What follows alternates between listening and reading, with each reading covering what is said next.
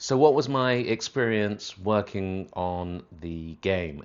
It was an unusual experience because it's not your run-of-the-mill game. In fact, just talking about it as a game is a strange thing in itself because you're dealing with a very sensitive subject about the Holocaust. So it was something that you really had to take on a frame of mind about and stay very focused about. And it was character-wise something that was quite a progression in terms of the starting point where he is at home with his family to the police station, and then gradually as things fall apart and get worse and worse, it becomes very emotional. So it's an interesting experience having to pitch the varying forms of emotion from confusion to worry, all the way to absolute despair. Um, so yeah, it was quite challenging in that aspect, but it was a nice experience in terms we actually did the whole recording in basically one session. It was a long session, but the tiredness works to your advantage because the tiredness can be reflected in the character's development and where he's going to. And also because it was linear, we weren't starting at despair and then coming back to normality. That definitely helps. So I think there's a lot to find in the development there. The other thing that was really interesting for me as a performer, as an actor, was the emotional aspect of it, which kind of took me by surprise because there is the point in the story where his friend is basically dying with him. I believe it was on the train, and he recognizes that moment and he starts to cry. There's that crying, and then further on there's sobbing. So we went through quite a few experiences, and I wasn't planning on achieving those emotional beats, but the writing helps you get there. So good writing is always very helpful because it actually makes emotion obvious because you're not pretending to find emotion. The writing informs the emotion and takes you on that journey. So it's literally there for you. We had an interesting moment near the end where we basically finished, and then our producer Lexi said, "Oh, can we get some sobbing?"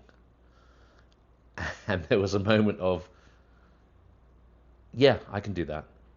I went, "Just be quiet. Give me a minute. Let's just press record and see what happens." And it just happened. And so there's this whole moment where I'm absolutely in tears. As an actor, that's an interesting experience to go through because you're suddenly, you're just there. It's totally genuine. You're not searching for it. And it's interesting. Previous to this, I sort of questioned, can I cry on camera? Would I be able to cry on cue? Is that something that you could do? But then again, it comes back to the reality of the situation. And if you're playing the reality of the situation, that's the only thing you can do. And it becomes very real. So, yeah, that was quite a fulfilling and interesting experience. So the differences between acting for camera, say, and acting for voiceover, it's an interesting experience. Specifically in this, I'm dealing with an accent, and I work with a voice coach to help, which was particularly useful. Just finding this specific Polish Jew, and just having some specific nods to the accent, some specific styling. So I'll say that line again. Some specific stylings. I'll say that line again. Some specific stylings such as the ing sound was, instead of ing, was ink. So instead of I'm thinking, I'm thinking. Little subtleties like that are really nice as an actor and a performer to find, and not everyone's going to pick up on them. And whether my accent is 100% perfect, it gives you a flow, and then the character itself, as long as that's real, then the accent becomes real anyway. So that was quite an interesting experience in that respect. Of course, you're doing voiceover, so you're not so conscious of the frame of, how you're looking or playing to a camera. So you're really very specifically concentrating on the sound, and you're working with your sound editor and producer. And so you have to engage with them and you have to trust them.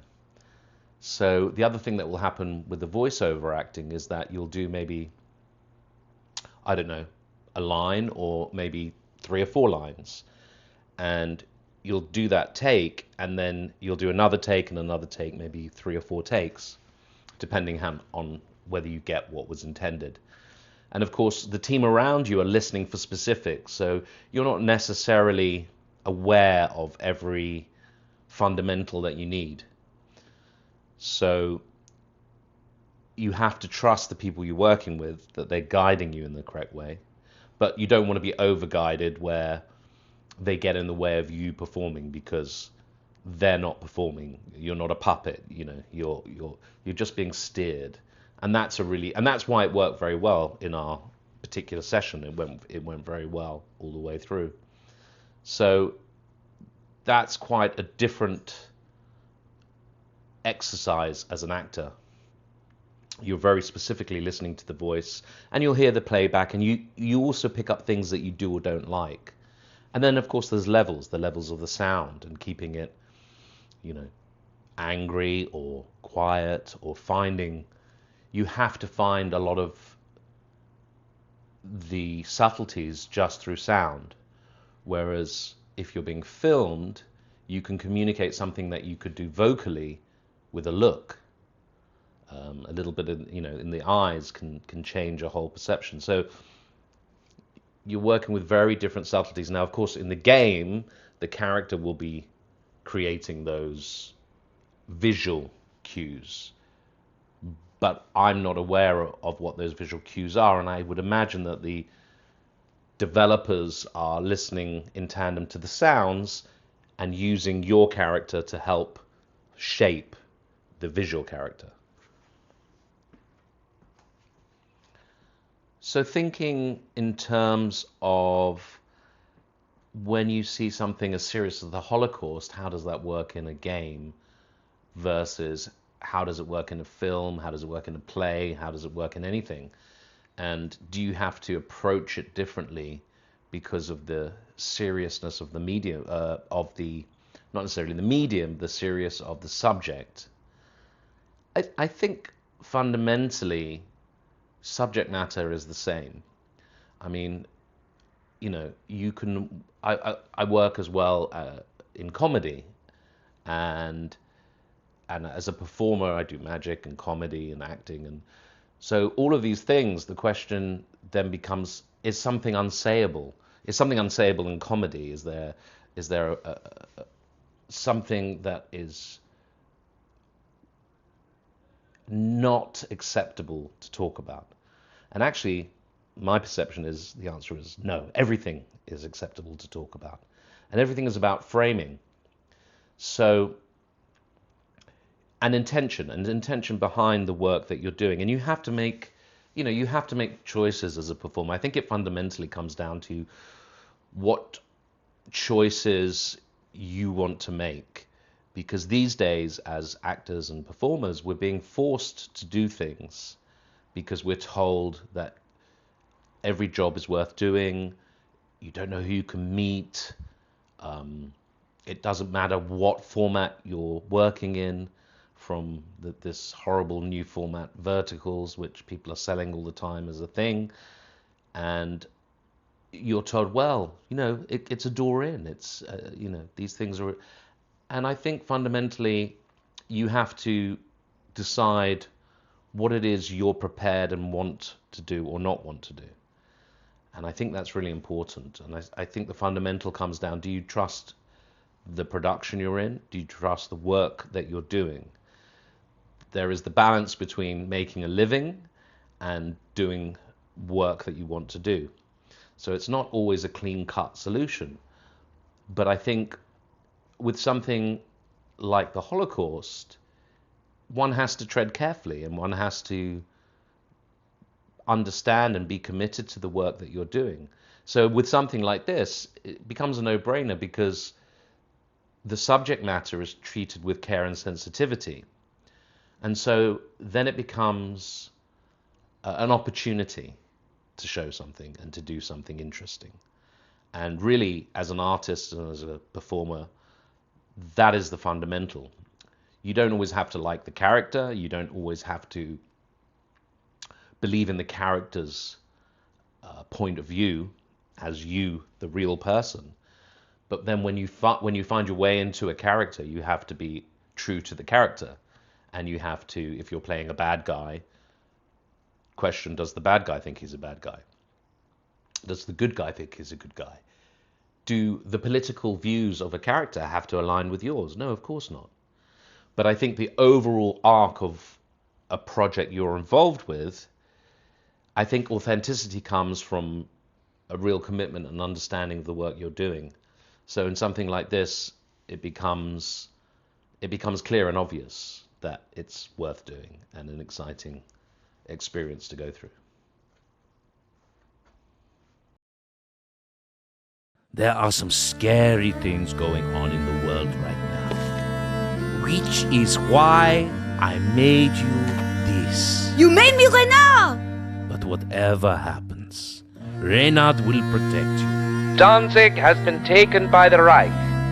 Nazis have bombed Warsaw and Krakow. I just never knew that this beautiful country would turn on me too. We are all afraid that something bad will happen. Can you be brave with me, Samuel? Yes, Mama. At least I think so. Where could they possibly be taking us? Marcel, can I ask you a question? Do grown-ups have crushes too? You have far too much curiosity for someone who has no filter. This is how they operate. They try to hide among us so they can infiltrate our community. Blossoms are a promise of new beginnings. No matter what happens, spring always comes, and with it, hope.